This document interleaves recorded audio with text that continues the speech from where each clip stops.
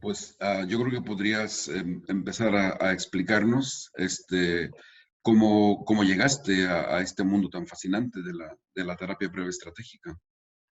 Bueno, pues después de la formación de medicina y de homeopatía, como tú, pues bueno, yo también tenía dudas. O sea, cuando hablamos de ahora que parece que este pseudoescepticismo que se ha implantado desde hace unos años con la colaboración del gobierno, de todo lo que no sea ortodoxo, etcétera, pues yo, claro, como médicos también tenemos dudas cuando nos dicen aquello de las dosis homeopáticas, etcétera, etcétera. Y un día llegó a mis manos un libro que repetía mucho esto de, como dice el viejo adagio, que lo similar cura lo similar, y vi que era un libro de un psicólogo que se llama Paul Watzlawick, que ya de entrada os recomiendo. Después tengo una bibliografía que le puedo pasar a Vicente y los que estéis interesados pues podéis verla así un poco con algún comentario, etcétera, y así os será más fácil. Y Paul Watzlawick es un autor, los primeros libros que hizo se llama Teoría Pragmática de la Comunicación, que aquí se tradujo como Teoría de la Comunicación Humana, que es uno de los libros más traducidos del mundo después de la Biblia y del Quijote. Entonces yo empecé a leer a Watzlawick y me entusiasmó tanto que, como me pasa a veces, eso de que a veces soy un poco obsesivo con las cosas, con los libros, pues me leí todos los libros de Watzlawick que había y a raíz, como nos sucede, a raíz de esos libros vas leyendo otros, vas leyendo otros, vas leyendo otros, y bueno, leí mucho. Y por aquel tiempo, por esas sincronías de las que seguramente Vicente os habrá hablado y que son muy frecuentes, por esas cosas que parecen raras pero que no lo son, pues yo, después de leer aquello que me entusiasmó tanto, me dijo, ostras, pues yo tendría que hacer, pues formarme en esto. Y vi que la principal escuela estaba en Palo Alto, que es en Estados Unidos, en California. Y por mi situación familiar y personal pensé, difícil que pueda ir a Palo Alto, digamos. Y entonces, pues, algo más próximo, el seguidor que estaba en boga y que era más próximo, vi que era Giorgio Nardone y que estaba en Italia, en la Toscana. Y entonces dije, hombre, ahí sí que a lo mejor podría ir a estar un tiempo y ver cómo es esto. Y al poco tiempo, al cabo de esas cosas, 15 días o 20, un mes, vi un anuncio que ponía Giorgio Nardone en Barcelona. Joder. Y me dije, vaya, pues esta es la mía. Y nada, era la primera conferencia o la primera vez que Giorgio Nardone venía a Barcelona y allí que me fui y éramos unos cuantos, tuvo mucho éxito y a partir de allí, en aquel momento, se creó un grupo de gente que decían que si habían suficientes, harían una formación de terapia estratégica. Claro, por supuesto yo me apunté y entonces hice la formación aquí en Barcelona, en el Instituto Gestalt, y fueron 2 años, que la hice por puro hobby. Mi mujer me decía, hombre, pero no tienes bastante ya con la homeopatía, que es un poco raro dentro de la medicina y no sé qué, y ahora, pues por puro hobby hice la formación de terapia estratégica y la verdad es que ha sido una cosa maravillosa, de alguna manera, apasionante, porque como decía Vicente, y a lo mejor tú me enteras, Vicente, porque tú también te gusta mucho leer y eres muy, muy adepto a esto, pues se juntan 3 cosas, que son la palabra y la terapia y la filosofía, porque más que una terapia en sí, es casi como una filosofía de vida, mucho más profundo. Y entonces, pues tenía esos 3 elementos que lo hacen tan atractivo. Realmente, cuando hablamos de la palabra, y ahí los literatos, los poetas tienen tanto que decir, pero el primer terapeuta de nuestra tradición occidental o se dice que es Antifonte. Antifonte, decía Plutarco, que estaba estudiando la poética y que descubrió un método para tratar el dolor. Un método para tratar el dolor que se hacía a través de la palabra. Y fue casi el primer terapeuta que existió y que tuvo tanto éxito que tuvo que cerrar la consulta o aquello que había abierto a través de las palabras. Entonces, la terapia estratégica tiene mucho que ver con las palabras. Su génesis o sus nosotros estudiamos, por ejemplo, pues los sofistas, que han sido tan maltratados históricamente, porque el bueno siempre ha sido Sócrates, y los sofistas han aparecido un poco por allí detrás, y sin embargo cuando los estudias profundamente ves el humanismo y el dominio que tenían de ciertos recursos, como por ejemplo esto, sobre todo la retórica. Decía Gorgias, que es uno de los principales, pues eso, uno de los principales filósofos sofistas, decía que él era capaz de convencer a cualquier persona de cualquier cosa. Y estoy seguro de que era verdad. Él era, según los últimos estudios, era tío de Hipócrates, el padre de la medicina. Y él en un parágrafo dice que a veces acompañaba a mis amigos médicos a ver a pacientes y que cuando tenían que cauterizarles o sajarles una herida y se negaban los pacientes, dice Gorgias, convencíales yo solo por el arte de la retórica. Entonces, tanto Gorgias, que habla de la palabra, que dice de la palabra, dice que la palabra es como es un poderoso soberano, que con un cuerpo diminuto e invisible hace obras sumamente divinas, porque puede aumentar la compasión, desterrar la tristeza, quitar la aflicción. Y Freud, bueno, ya lo conocéis a Freud, decía que las palabras en un origen eran mágicas y que aún no han perdido en la actualidad ese poder mágico que tienen las palabras. Y él dice, nosotros no desdeñaremos nunca el valor y la magia que tienen las palabras, porque pueden hacer a una persona maravillosamente feliz o pueden llevarla a la desdicha. Entonces, esta conjunción de lo que para un aficionado a la literatura tiene ese valor de las palabras, juntado con el valor terapéutico que ellas tienen, pues bueno, pues es apasionante y maravilloso. Cuando hablamos, no sé si, Vicente, tú me cortas cuando quieras. No, sigue, que está muy interesante, sigue. Y me haces otra sugerencia, otro comentario. No, sigue. Lo que comentaba de las palabras, entonces, en la terapia estratégica, para nosotros es fundamental la cuestión de la comunicación, y de hecho Watzlawick y estos terapeutas de los que hablaba de la escuela de Palo Alto, como Bateson, como Bergwister, o sea, que son los iniciadores de lo que se llamó de los años 50 o 60 del siglo pasado, los iniciadores de la teoría de la información, digamos, y son los que Norbert Wiener con la cibernética. Yo me sorprendí a mí mismo leyendo libros de cibernética, que suena tanto a máquina, es decir, como un humanista, como yo está estudiando cibernética.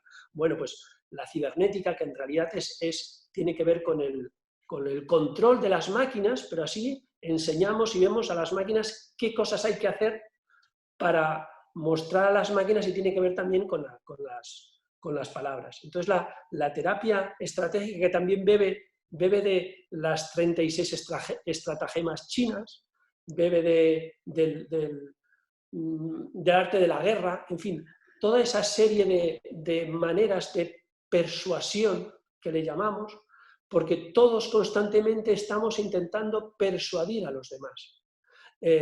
A veces una de las cosas, y ahora seguramente a medida que vaya hablando, una de las cosas que a lo mejor podéis pensar es decir, hombre, pero esto es una manipulación.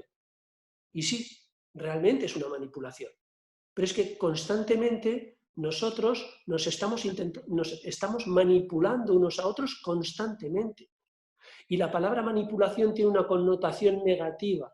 Sin embargo, si yo hablara de seducción, pues ya le damos otro matiz. Nosotros, cuando en nuestra relación médico-paciente, estamos intentando seducir al paciente para que haga aquello que nosotros le estamos pidiendo que haga. Cuando nosotros le pedimos a un paciente que haga ejercicio, o que no coma determinadas cosas, o que haga otras cosas, pues le estamos pidiendo que haga algo, le estamos intentando seducir. Y resulta que en medicina, sin ir más lejos, entre un 40 y un 70%,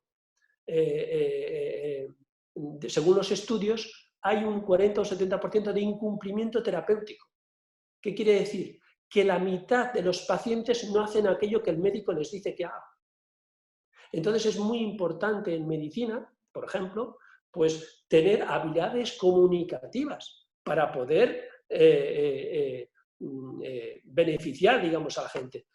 Nos estamos manipulando cuando intentamos, pues yo qué sé, pues que no comprar tomates o vender cualquier cosa, o cuando intentamos ligar a alguien. ¿Qué es si no intentar seducir a otra persona con nuestra, con nuestra imagen, con nuestra presencia, con lo que nosotros podemos aportar? O sea, que sí, hasta los mayores, por ejemplo, en psicoanálisis, que aparentemente el terapeuta hace una posición de no interferir, de no decir nada, pero cualquier gesto, cualquier ajá, cualquier movimiento de cabeza, es una comunicación. Watzlawick, en uno de sus primeros axiomas, dice que es imposible no comunicar. Es imposible no comunicar. Incluso cuando tú no comunicas, estás diciéndole al otro que no quieres comunicar. Si tú te vas en el ascensor con una persona y empiezas a mirar al techo o empiezas a mirar tus pies para no tener que mirarle a él y querer decirle algo, pues le estás diciendo, oye, no quiero hablar contigo. Porque en comunicación nunca solo hablamos de las palabras. Hablamos de las palabras como contenido, pero sobre todo hablamos, que es el lenguaje que llamamos digital, pero hablamos sobre todo del lenguaje analógico, que es el lenguaje de los gestos, el lenguaje de la entonación, el lenguaje de la distancia que hay entre el que habla y el que escucha. Entonces, eso, como sabéis, según los estudios también del siglo pasado, en los años 70, en comunicación, el impacto comunicacional de un mensaje, pues alrededor de un 80%, sobre todo es analógico. Sobre todo es cómo se dicen las cosas, cómo se entonan y los gestos que hacen, y no tanto el contenido. O sea, diríamos que de esta charla que estoy diciendo es más importante mi movimiento de cabeza, mi movimiento de manos, mi voz, de cómo entono, de cómo digo, que el contenido. Esa idea es tan importante que yo creo que a nivel de los profesores, los pedagogos, los médicos, los terapeutas, etc., solo con eso tendríamos que intentar cambiar nuestra manera de hacer. También con nuestros vecinos, con nuestros familiares y con nuestra familia. Porque una cosa interesante de la terapia estratégica es que lo primero es que te lo estás aplicando a ti mismo. Porque a medida que la practicas, te la vas aplicando. Y los problemas humanos, porque todos tenemos, por supuestísimo, pues es otra mirada totalmente diferente, una mirada desde fuera, desde el otro lado de la caja, como se dice, para abordar los problemas. Si tuviéramos que decir, bueno, pero esto la terapia está, ¿qué es? ¿Qué es la terapia breve estratégica? Pues en una definición un poco académica, yo digo que siempre lo asocio a la terapia del cambio. Es el arte, dicen, el arte de resolver problemas complejos con maniobras aparentemente sencillas. Y digo aparentemente. Y esto es muy atractivo. Cuando yo la primera pregunta que normalmente hago también en medicina, pero sobre todo también en terapia, cuando vienen por un problema de conducta, mi pregunta es, ¿qué problema tenemos que resolver? Antes decía de otra manera, ¿qué te trae por aquí? Todas son válidas, las preguntas, ¿qué te trae por aquí? ¿En qué te puedo ayudar? Etcétera, etcétera. Ahora digo esto de ¿qué problema tenemos que resolver? Porque entonces estoy haciendo dos cosas. Una, bajar cualquier trastorno de conducta, bajarlo a un problema, lo cual un problema se puede resolver. Y segundo, ¿qué problema tenemos que resolver? Estoy hablando en plural. Quiere decir que ya de entrada estoy induciéndole a que tú también vas a tener que hacer algo si queremos resolverlo, porque lo vamos a tener que resolver entre los dos. Entonces, esta terapia, cuando los primeros iniciadores de la terapia estratégica fueron la escuela de Palo Alto, el que decía Watzlawick, Wegland, que tuvo muchos contactos con la filosofía china, Fish, etc., lo primero que hicieron fue no es mirar teorías, porque en psicología, o sea, conozco algunas otras psicoterapias, la psicoterapia junguiana, la psicoanalítica, etc., y me parece que todas son muy buenas, todas son válidas, dependiendo de diferentes tipos de personas que se adecuarán más a una u otra. lo característico que tiene esta terapia es que ellos lo que hicieron no fue hacer una teoría, sino decir, bueno, la gente, ¿por qué cambia? La gente, ¿cómo cambia sobre todo? ¿Cómo se producen los cambios de las personas? Y fueron a estudiar, en trabajo de campo, fueron a estudiar a los barmans, fueron a estudiar a los policías urbanos, fueron a estudiar a las personas que resuelven problemas rápidamente, en un momento dado, que dicen una palabra y que evitan un suicidio. Porque un policía a lo mejor resulta que va allí a que va a suicidar a alguien y le dice algo, o que evita una pelea en un momento dado por cualquier... Y estudiaron ese tipo de situaciones, que son mucho más frecuentes de las que nos parecen. Y una de las cosas, hablando con Vicente estos días, que me decía, ¿qué es lo que más te atrae? ¿Qué es lo que más te gusta? Pues lo que más me atrajo de todo es el humor. Es una terapia que yo, la primera vez que lo oí, dice, pero esto es muy gracioso. Esto da risa. A lo mejor vosotros me oís y decís, bueno, a mí no me hace gracia, pero es de verdad. Yo cuando te he enviado algún paciente y que, por ejemplo, que la pregunta esa que les sueles hacer, ¿y tú cómo lo puedes empeorar? ¿No? Sí, por ejemplo, claro. Esto que te está pasando. Sí, es una maniobra que hacemos mucho. Es decir, ¿Tú cómo lo puedes empeorar? Claro, es una de las cosas que decimos. Le hacemos hacer a los pacientes unas determinadas cosas. Yo propongo más o menos normalmente alrededor de 8 o 10 sesiones o lo que sea. Les hacemos determinadas cosas que a veces, yo ya les digo en la primera sesión, que a veces van a ser ilógicas o absurdas. Pero me he encontrado muy pocos pacientes que no hayan hecho lo que yo les he pedido, porque son tareas entre sesiones. ¿Por qué? Porque una vez que les... Y además les digo que no les digo el por qué, que al final me lo pregunten todo, que ahora se trata de hacerlo.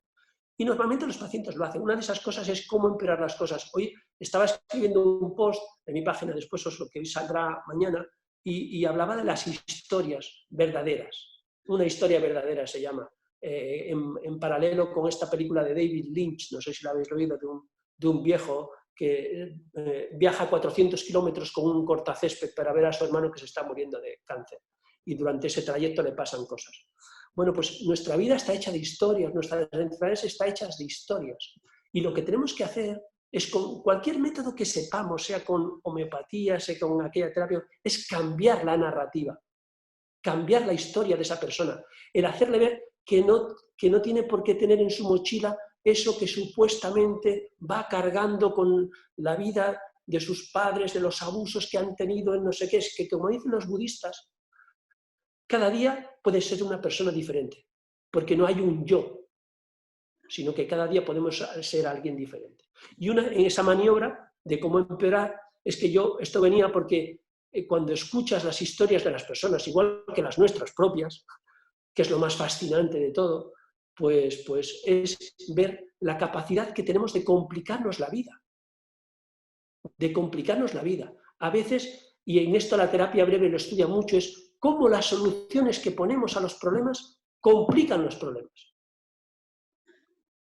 Y muchas veces se trata de que la persona deje de utilizar esa solución que con su mejor voluntad está intentando para resolver el problema. Y una de las frases que utilizamos mucho es una de Oscar Wilde, que dice que con las mejores intenciones la mayor parte de veces se producen los peores resultados. Y entonces esto que dice Vicente, una de las maniobras que hacemos es decirle a la persona, decirle cómo puedes empeorar, te explicas su problema, que es muchas veces tan fatal, tan desesperado, tal, y tú una de las cosas que dices, mira, para el próximo día me vas a decir, como dicen los budistas muchas veces, para enderecer una cosa hay que saber cómo torcerla de muchas maneras. Entonces me gustaría que para el próximo día me dijeras, ¿qué podrías hacer tú si quisieras empeorar el problema? Entonces con esto se consiguen varias cosas. Se consigue que muchas veces cuando vuelven y le dicen cómo, muchas veces les haces ver que muchas veces de cómo podrían empeorarlo, ya lo está haciendo. Y además, cuando uno sabe cómo puede empeorar un problema, inconscientemente hace por no empeorarlo. Pero lo que estaba hablando antes era de que se fijaron en eso, en cómo la gente cambia. Y una de las cosas que vieron es que, en contra de otras teorías psicológicas que digo que las acepto y me parecen todas maravillosas, es que no hace falta un insight. Seguramente vosotros habéis oído esa palabra, un insight, que es como hacerte consciente. O sea, que para resolver un problema tenemos que saber cómo se fabrica y por dónde empezó, cuál fue su origen, para saber tal y después resolverlo. Pues esta terapia dice, esto es una teoría tan extendida que parece que sea así, pero esto no está demostrado que sea así. Es más, dicen, los cambios muchas veces se producen de manera brusca. Los cambios se producen primero los cambios y después la gente los justifica. Mucha gente cambia y no sabe por qué ha cambiado. Y sin embargo se ha producido el cambio. Y ellos ponen también el ejemplo de los cambios Zen. Los koan Zen, el maestro Zen le pone al alumno, le pone una frase en la que tiene que estar pensando constantemente día y noche. Por ejemplo, le dice, nosotros sabemos el sonido que hacen dos manos al aplaudir. ¿Cuál es el sonido de una mano al aplaudir? Y el alumno tiene que estar pensando, son cuestiones irresolubles conscientemente, pero el maestro lo que quiere es acallar su hemisferio izquierdo para que surja la iluminación, para que surja el hemisferio derecho, que es ese hemisferio sintético y que tiene mucha mayor perspectiva. Entonces, lo que una de las cosas más fascinantes, de mi punto de vista, es el humor. Es el ver cómo nos complicamos tanto la vida y cómo hay soluciones aparentemente sencillas. Ahora estaba leyendo Milton Erickson es uno de los padres de esta terapia, que también os pondré en la bibliografía, que tiene unos casos realmente sorprendentes. Y que, por ejemplo, yo os cuento un par así. Bueno, primero os comento un par de anécdotas para que veáis cómo los barmans o cómo según qué personas solucionan cosas realmente graves con maniobras que hasta son graciosas. Por ejemplo, en algunos, Watzlawick siempre pone muchos ejemplos. Hay un suicida en Viena, y esto es verdad, es verídico, es un suicida que se tira de un puente abajo al río, porque se quiere suicidar.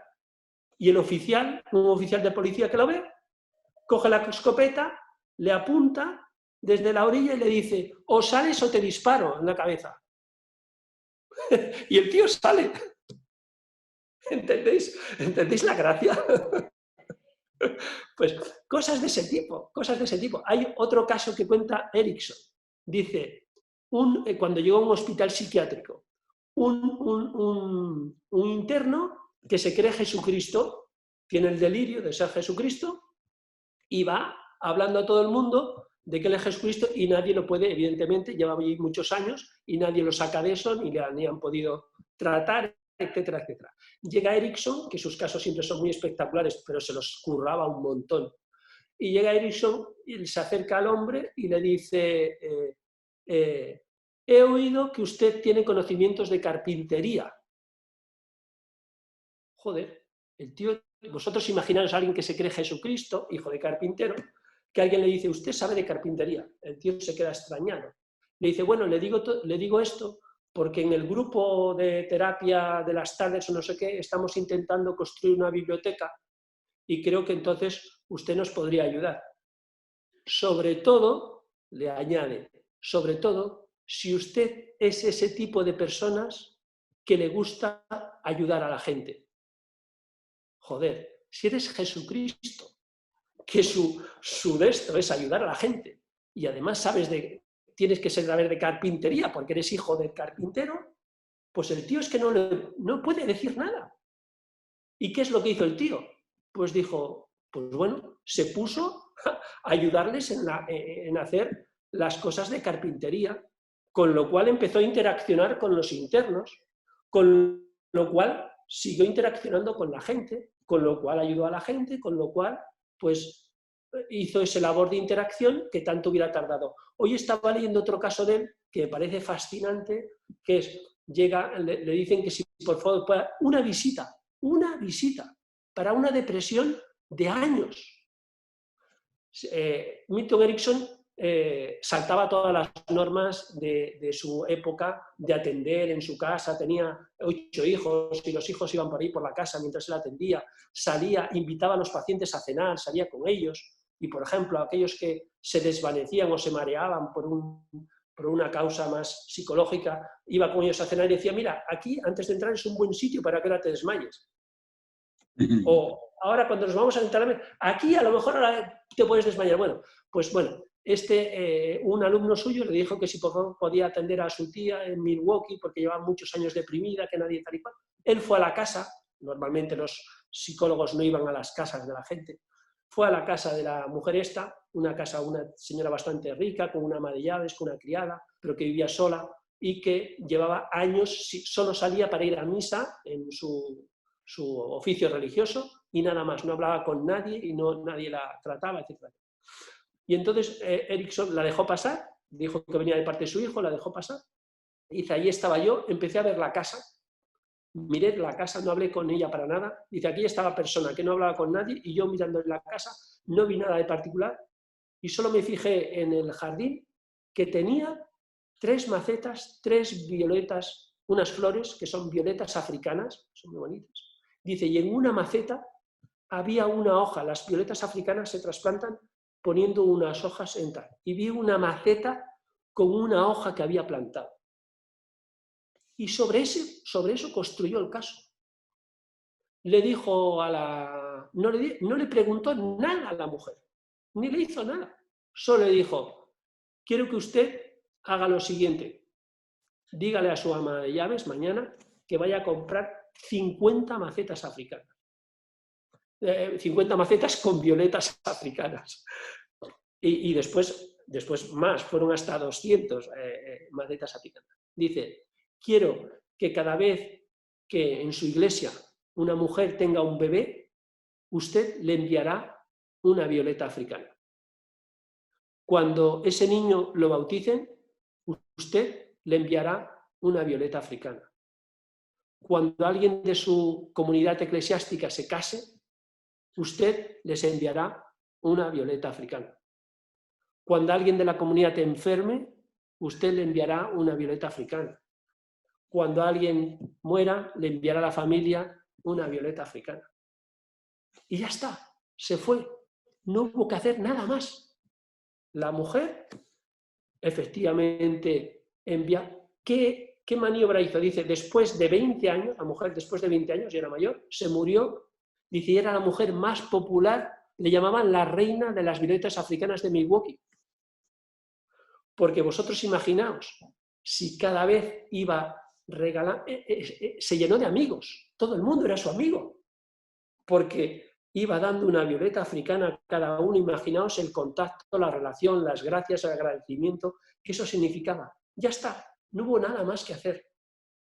Entonces, ese tipo de cosas, ese tipo de casos, pues están, ya sé que son espectaculares, pues nosotros en la consulta es más tal, pero es tan atractivo y tan gracioso, son tan graciosos que dices, como ese de dispararle, usted salga al suicida, que sale y le dices, sale eso, te disparo.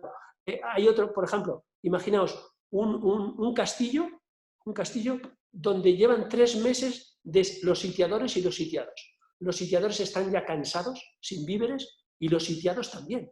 Están muriéndose de hambre todos. Claro, los sitiadores no saben qué víveres les queda a los sitiados, porque depende cómo, ellos ya no pueden estar mucho más tiempo. Y a los sitiados, esto es verídico, a los sitiados les quedan 2 o 3 bueyes, no me acuerdo qué, y unos cuantos sacos de avena o de centeno y no sé qué, y no tienen nada más. Le dicen al jefe o al quien sea del castillo, le dicen, señor, no tenemos nada más y esto aguantamos para 3 o 4 días más. ¿Y qué hace el jefe del castillo? El duque o quien sea. Dice, vale, maten a los bueyes y rellénenlos con los sacos de avena y de centeno que hay adentro. Y tírenlos por la pendiente que llegue al enemigo, a los sitiadores. Y cogen los bueyes y los tiran por la pendiente al enemigo.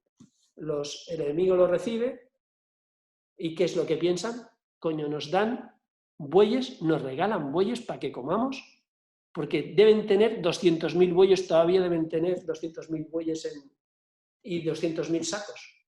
Así que los sitiadores cogen y se van.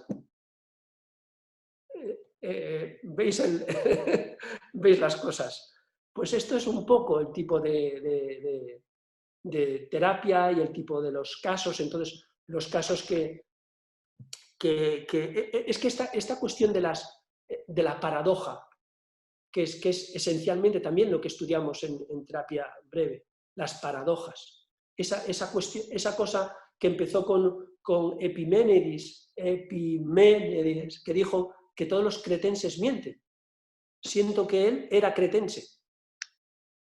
Son afirmaciones, las paradojas son afirmaciones que para ser verdad son mentira y que para ser mentira son verdad. Tú me dijiste, Vicente, que podía poner una diapositiva y si a lo mejor resulta que comparto pantalla, a lo mejor si me sale bien, pues... A ver... me parece que no va a salir porque no lo veo aquí. No lo veo. Bueno, no. Mensaje con dos órdenes contradictorias. Esto, se sine pas ne pip. Esto lo habéis visto seguramente de Magritte. Y este es el que os decía de Epimenides. Todos los cretenses son mentirosos, siendo que él era cretense. O sea, no puede ser. O esta, por ejemplo, la afirmación que sigue es falsa. La afirmación que antecede es verdadera. Son ese tipo de órdenes que para ser verdad son mentira y para ser mentira tienen que ser verdad. Pero es que hay muchos problemas conductuales, por ejemplo, el típico de cariño, ya no me traes flores como antes, le dice la mujer al esposo. Y esto te pone un callejón sin salida. Estás perdido cuando te dicen eso. ¿Por qué? Porque si ahora le regalas flores, eres un cerdo, porque lo haces porque yo te lo dije. Y si no le regalas flores, se constata que ya no me quieres porque hace mucho tiempo que no me regalas flores. Esto es una anécdota divertida, pero es que resulta que hay problemas conductuales, por ejemplo, anorgasmia, por ejemplo, impotencia, por ejemplo, insomnio, que caen en este tipo de situaciones. Por ejemplo, impotencia cuando es una impotencia que no es fisiológica, que no hay ningún medicamento, que no hay ningún problema orgánico. ¿Qué es lo que sucede? Que una persona, por ejemplo, pues tiene un hombre, tiene un episodio de impotencia, de falta de erección, o lo que sea. ¿Y qué es lo que hace? ¿Qué es lo que hace? Solución intentada. El próximo dice, me voy a concentrar porque esta vez no me va a volver a pasar. ¿Y qué es lo que hace? Que se concentra en su erección constantemente cuando empieza la relación sexual. ¿Qué es lo que sucede? Que si tú te concentras en la erección, pues la erección, como el sueño, como el orgasmo, son cosas que tienen que suceder. Tú no las puedes provocar, tienen que venir solas. Cuanto tú más te concentras en una erección, menos vas a tener una erección. Es igual cuando tú te quieres intentar dormir, pues es lo peor que puedes para dormir. ¿Qué es lo que sucede? Que te concentras en la erección, no estás por lo que tienes que estar y entonces vuelves a tener otro episodio de impotencia. Y entonces el hombre, en vez de cambiar su estrategia, que es lo que normalmente los seres humanos tropezamos tropocientas veces en la misma piedra, pues vuelve a decir, esta vez sí que me voy a concentrar mucho más, no me vuelva a volver a pasar. Y se crea un problema por esto, simplemente por el cariño no me traes flores como antes. ¿Qué es lo que tienes que hacerle a esta persona? Pues simplemente le tienes que hacer la manera, como un prestidigitador. La terapia breve tiene mucho que ver con la prestidigitación, con la magia. Le tienes que hacer de la manera que tú quieras, hay algunas técnicas, la manera que tú quieras es que deje de concentrarse en su erección, que esté por lo que tenga que estar, que esté por su pareja. Y la erección vendrá sola. Pero para lograrlo tienes que romper su círculo vicioso en el que está, su solución intentada.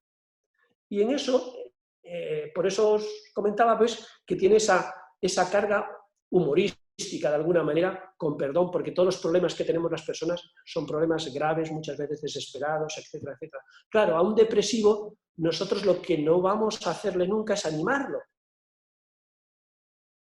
En terapia breve nunca animamos a un depresivo. Nunca le decimos qué es lo que nos sale. La terapia breve no es lógica. Ya he dicho que estudia la paradoja, la contradicción, porque dice, en terapia breve decimos que la ambivalencia, la paradoja de la contradicción no es algo excepcional en la conducta, sino que es la regla, no es la excepción. Nosotros constantemente nos debatimos entre la razón y el corazón, como dice Pascal, etcétera, etcétera. Entonces, lo que tenemos que hacer en ese caso, pues es romper esos círculos, romper esas soluciones intentadas a veces como maniobra terapéutica. Y esto va mucho más allá, va mucho más allá incluso de las terapias individuales, porque la comunicación, estudiar la comunicación, es también estudiar los mecanismos de control comunicativos, sociales, de los gobiernos, de la publicidad, etcétera, etcétera. Porque los mecanismos son los mismos. Yo he llegado a la terapia breve y a la comunicación por mi relación médico-paciente, porque me ha interesado, porque yo no soy muy ducho comunicacionalmente, pero se puede aprender, eso es lo bueno, se puede aprender. Hay personas, hay médicos, hay terapeutas, oye, que tienen eso innatamente, que son unos comunicadores natos, que van allí y le dan una palmadita en la espalda al paciente y ya se pone mejor el paciente, porque tienen esa cosa.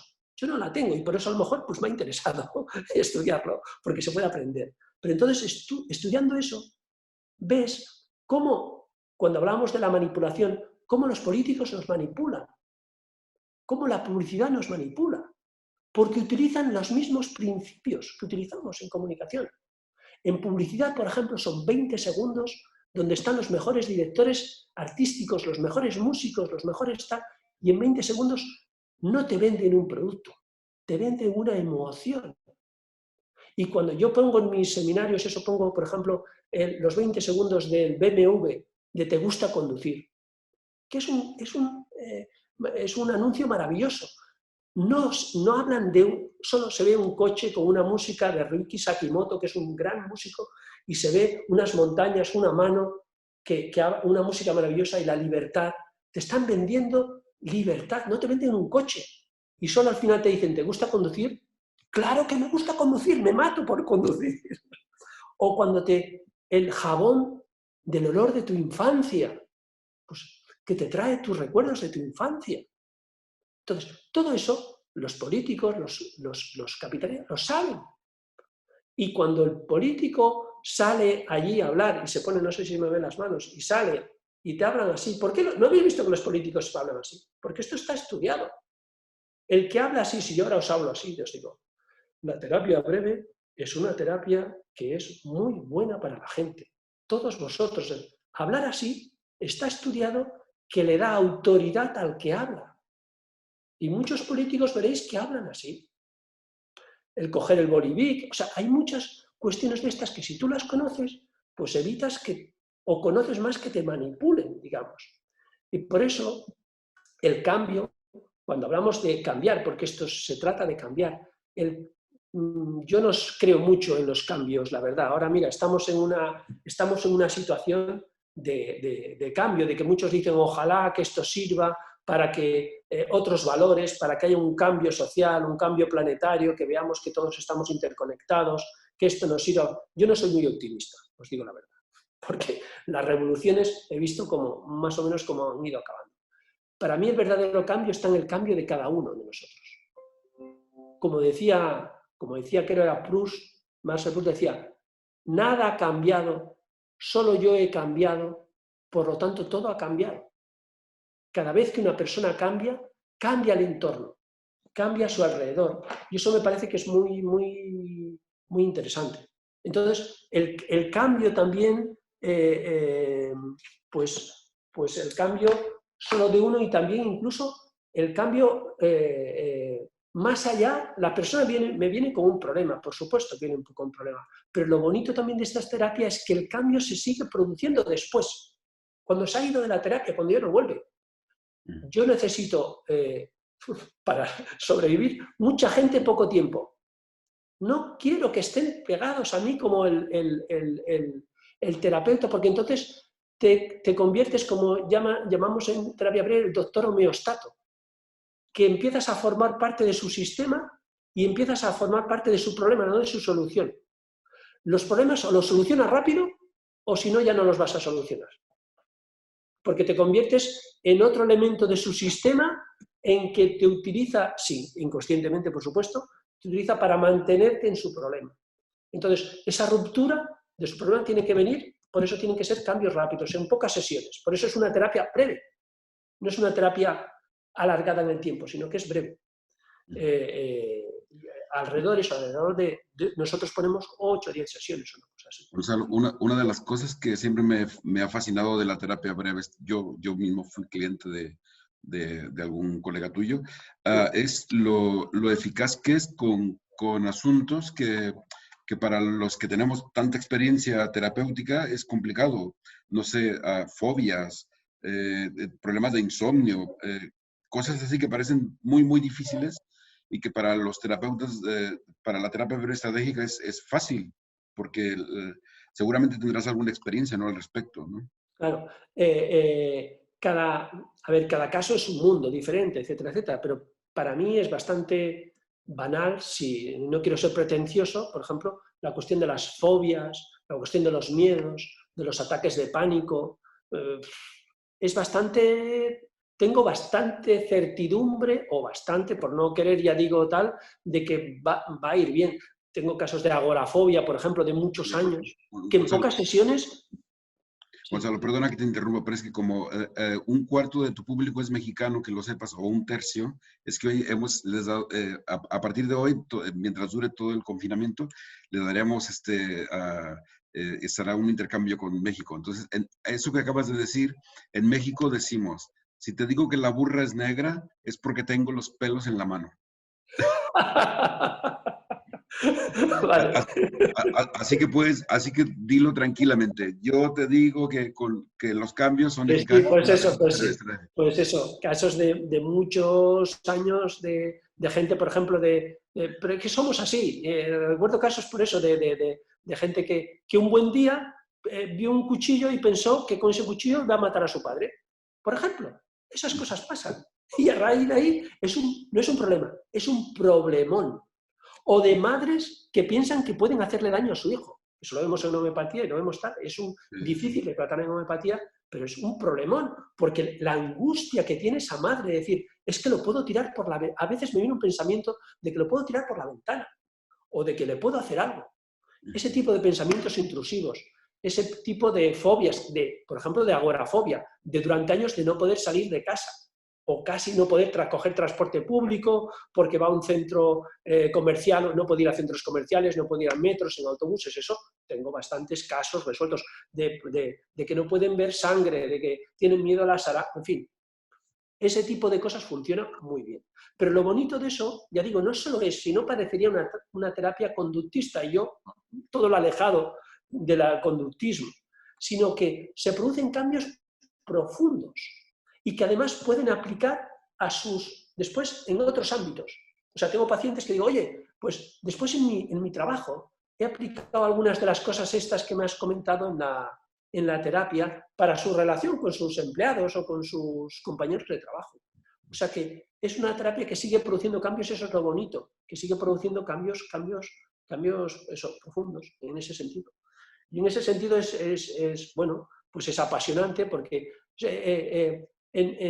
la cuestión que diferencia de otras terapias es que otras terapias, por ejemplo, la terapia cognitivo-conductual, que es lo que más usual en ortodoxia, le da el predominio a la razón, a que haciéndose consciente la gente de lo que hace, puede cambiar. Nosotros partimos de otra base. Nosotros partimos de que lo único que puede hacer cambiar a la gente es la emoción, la experiencia. Que si una persona, si no tiene una experiencia diferente, no puede tener un cambio diferente. Y pongo, creo que una diapo que a lo mejor es...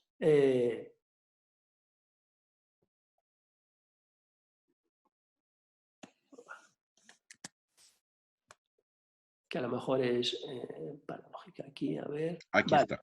Pues mira, esta diapositiva, bueno, aquí por ejemplo, os pongo la terapia del cambio, esto del que pequeño cambio provoca grandes cambios en un sistema, esto de no ir al pasado, sino vamos a trabajar el presente y el futuro. Como dice Milton Erickson en una gran frase para mí, dice, Nunca es tarde para hacerse un buen pasado. Nunca es tarde para hacerse un buen pasado. Porque fijaos una cosa, nosotros el pasado ahora lo vemos con los ojos del hoy. Y vemos a nuestros padres, a lo que nos hicieron y tal, lo vemos con nuestros ojos, con nuestras gafas de hoy. Pero si nosotros cambiamos esas gafas, si nosotros trabajamos en el presente, el pasado realmente no sabemos qué pasó. No sabemos bien qué pasó, qué hicieron nuestros padres. Lo interpretamos así. Pero por nuestras gafas del hoy, si nosotros cambiamos nuestras gafas del hoy, podemos cambiar nuestra visión del pasado. Y por eso se trabaja el presente y no tanto el pasado. Esta es la que os quería traer. Pues bueno, una experiencia diferente provoca un cambio de las sensaciones, eso provoca un cambio de percepción, eso provoca un cambio de la reacción emotiva, provoca un cambio de comportamiento, un cambio en la comprensión y otra experiencia diferente. O sea, nosotros nos basamos en proporcionar a la persona una experiencia diferente provocada por nuestros deberes que les ponemos, para que tengan una experiencia diferente, eso les dé una sensación diferente y les dé una comprensión diferente. No creemos que hablando racionalmente, diciéndole, oiga, usted que tiene este problema, que no puede salir de casa, hombre, joder, no pasa nada, no se preocupe, que es que no hay ningún peligro fuera. Eso es lo típico del miedo a las arañas, el miedo a las serpientes. Hombre, si una araña es un ser diminuto, usted léase todos los libros de zoología y verá que puede pisar una araña. O sea, apelas a la razón. ¿Qué es lo que sucede? Que la persona cuando ve una araña sale despavorida. O sea, si no tiene un cambio de experiencial diferente a nuestro modo de ver, no va a existir un cambio. Y por eso estudiamos mucho la comunicación emotiva.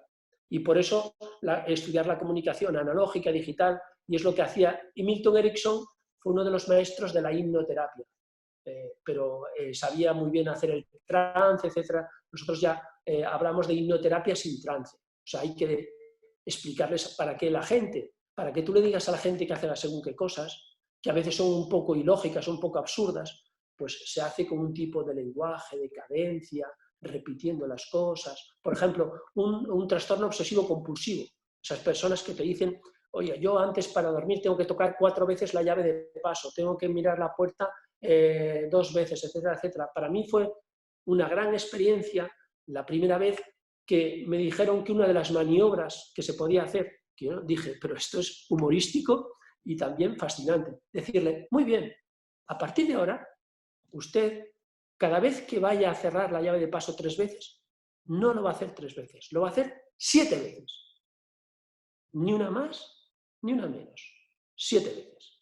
O sea, que cada vez que tenga necesidad de mirar la llave de paso, 3 veces, más de una vez, puede no hacerlo, pero si lo hace, lo va a hacer 7 veces. Ni una más, ni una más. Y se lo repite 7 veces dentro del diálogo. Eso le estás prescribiendo el síntoma, eso es homeopatía pura, Vicente. Eso es homeopatía pura. De aquello que se queja, tú le haces hacer aquello, le haces la prescripción del síntoma. Y eso funciona. No solo eso, claro, a un trastorno obsesivo compulsivo no le puedes hacer solo eso. Pero enmarcado en determinadas otras maniobras, la persona que lo hace 7 veces, después se lo vas a hacer 10 veces, etcétera, etcétera. La persona lo hace 7 veces y muchas veces cuando vuelve dice, bueno, ¿y qué? ¿Lo has tenido que hacer muchas veces? No, porque he pensado que lo tenía que hacer más. Y algunas otras te dicen, sí, bueno, lo hice 7 veces, 2 o 3 veces y me sentí gilipollas, me sentí tonto haciéndolo 7 veces, o 10 veces, o 15 veces. Entonces, esa conjunción yo digo, para mí, una fascinación humorística, porque yo digo, coño, me de hacer esto, y es que me río. Pero sin embargo, las personas, no ha habido ninguna persona de un trastorno obsesivo compulsivo que haya vuelto y me haya dicho, no he hecho lo que usted me ha dicho. No. O, por ejemplo, una persona obsesiva compulsiva para comer, mujeres, la primera vez que oí el decirle a la mujer, al hombre, pero normalmente estos casos a veces son más mujeres, decirle, cuando dicen, sí, estoy viendo que usted es realmente un tonel de grasa excesivo. Yo dije, la primera vez que lo dije, me va a dar un tortazo por... ¿Qué va? todo lo contrario. Es la primera vez, como os decía con el depresivo, se siente comprendida. Los demás le dicen, hombre, no estás tan gorda, hombre, no sé qué. Igual que al depresivo, hombre, anímate, la vida no es tan mala. ¿Sabéis cómo se siente un depresivo, amigo vuestro que tengáis, cuando vosotros le decís, va, anímate, tío, no es para tanto, venga, la vida es mejor, hay cosas. ¿Sabéis cómo se siente? Se siente incomprendido. Se siente que no le estáis entendiendo. No os lo dice. Algunos os lo dicen, pero la mayor parte no os lo dice, pero se siente que no le estáis entendiendo. Porque si lo entendierais, no le diríais eso. Él se siente solo. Gonzalo, faltan 5 minutos. Correcto. No, mira, yo creo que esto es fascinante y mira, ha habido una fluctuación entre 73 personas y aquí la mayoría son unos angelitos que no les duele nada, pero allí entre ellos habrá alguno que se quiere sacar el carnet de conducir, que no ha aprendido inglés, que tiene miedo a algo, que tiene insomnio, que tiene ansiedad. No, te digo porque si te parece bien, yo recogeré un poco las impresiones y a ver qué más les apetece escuchar y quisiéramos tenerte en otro momento. Perfecto. Yo encantado. Antes de que les abra los micrófonos para que los que se quieran quedar a preguntarle algo al doctor Gonzalo, ya sabéis que solo activas tu micrófono si le quieres preguntar algo. Acuérdense que el sábado tenemos una sesión a las 7 de la tarde, que es a las 12 del día, tiempo de México. Va totalmente con la dedicatoria para mis amigos mexicanos que ellos lo pidieron. Y será haremos, no sé si sepan que hubo una epidemia en 1720 de peste, hubo una epidemia en 1820 de cólera, hubo una epidemia de gripe española en 1920 y ahora estamos en una epidemia, con lo cual quizás esta cosa del síndrome del aniversario tendríamos que empezar a interesarnos en ella y ya verán cómo encontraremos cosas fascinantes, ¿eh? Entonces, esto es el mensaje comercial. Para quien tenga alguna sugerencia sobre lo que ha explicado Gonzalo y que quiera que profundice en algo, lo que sea, me escribís a mí y yo lo gestiono. Y ahora sí, si alguien le quiere preguntar algo a Gonzalo, este es el momento. También, Vicente, lo que hago, si te parece bien, te envío a ti una bibliografía y tú se la envías a todos, si les parece, ¿vale? Vale, perfecto, sí. Muy bien. Bueno, ¿alguien le quiere preguntar algo a Gonzalo?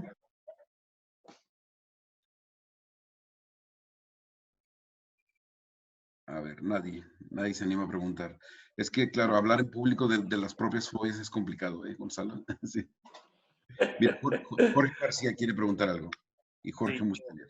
Pues no, mira, porque yo tengo una asignatura pendiente con el carnet de conducir y es una cosa de que estoy apuntado a la autoescuela, no voy, no hago nada. Y entonces la verdad es que me gustaría ver cómo utilizando la terapia breve estratégica, a ver si pudiera pues, sacarme el carnet de una puñetera vez. Muy bien, pues perfecto. Podría encuadrar, habría que ver el caso, habría que detallarlo, ver a ver cómo es y concretarlo, porque es muy importante concretarlo. Cuando alguien viene, es muy importante que cuanto más, como dice, que se lleve el caso en una carretilla, mejor, porque si no, nos dejamos de abstracciones. Es muy importante que saber dónde queremos llegar para llegar a ese sitio, porque entonces tenemos como una manera de evaluar si hemos llegado a donde queríamos llegar.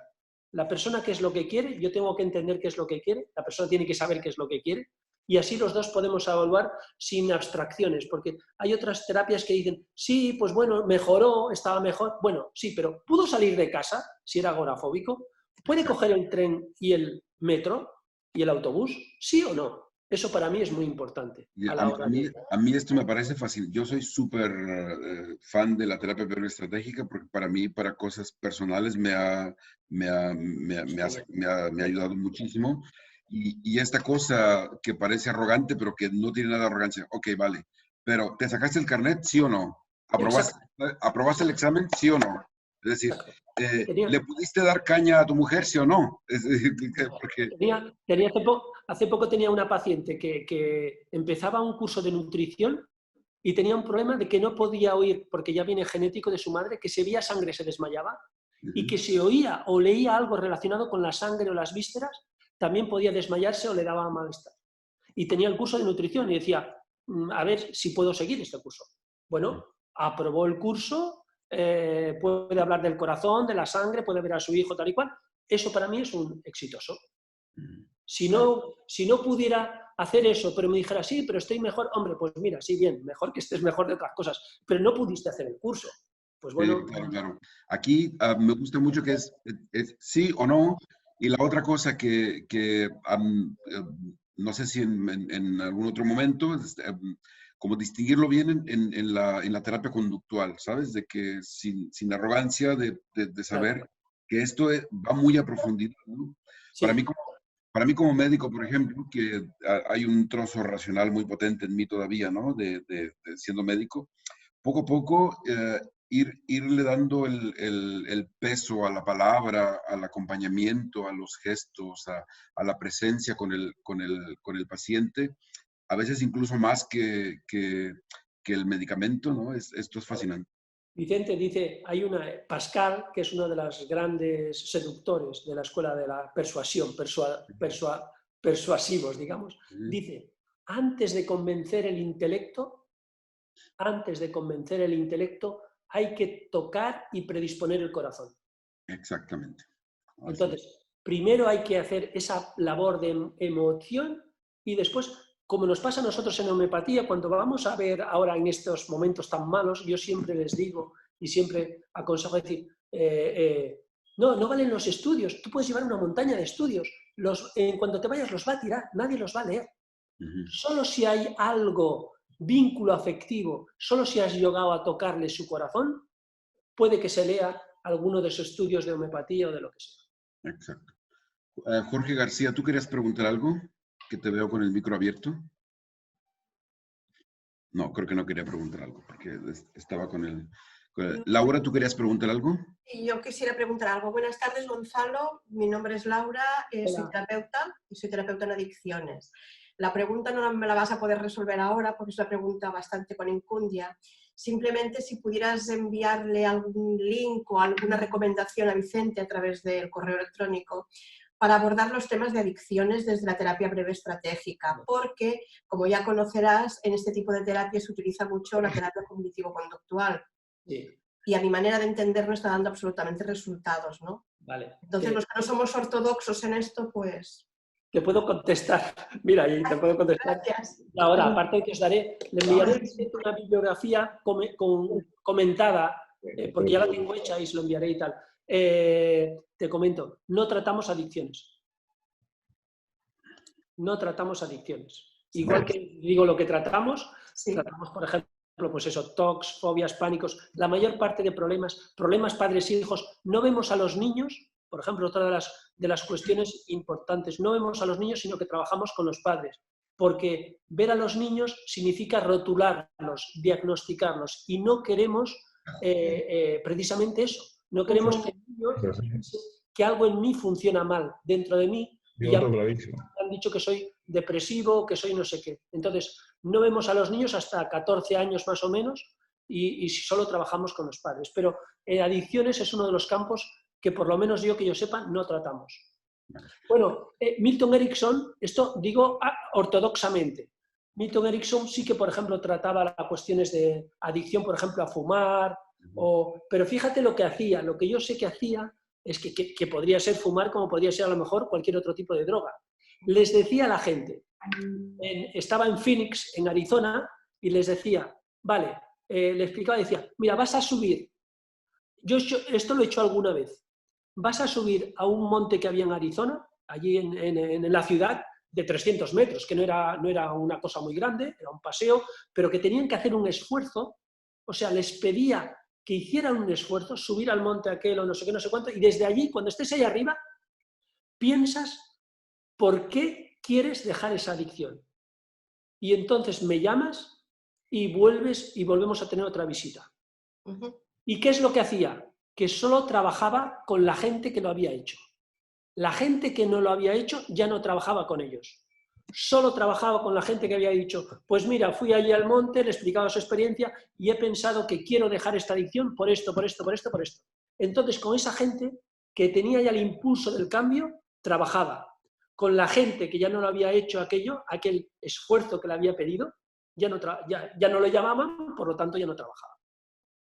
¿Entiendes? O sea, la maniobra terapéutica es decir, ¿quién de verdad quiere trabajar por la adicción y quién de verdad simplemente se autojustifica o dice que ha ido al médico, al terapeuta para autojustificarse y que pondrá, como decimos en terapia estratégica, a los pacientes barracudas que ponen una muesca más en otro terapeuta que me he cargado, digamos.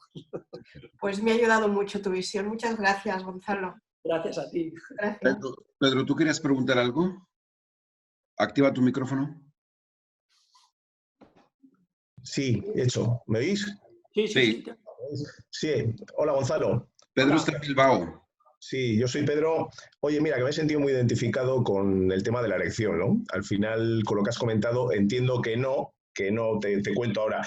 Me imagino que no será tan fácil como dejar de concentrarse. Me imagino que todo tendrá que llevar quizás más tratamiento en sí, ¿no? No será simplemente mejorar esa situación, simplemente con dejar de concentrarse en que no estás teniendo una erección o que te cuesta tener una erección. O sea, estamos hablando de impotencia. Sí.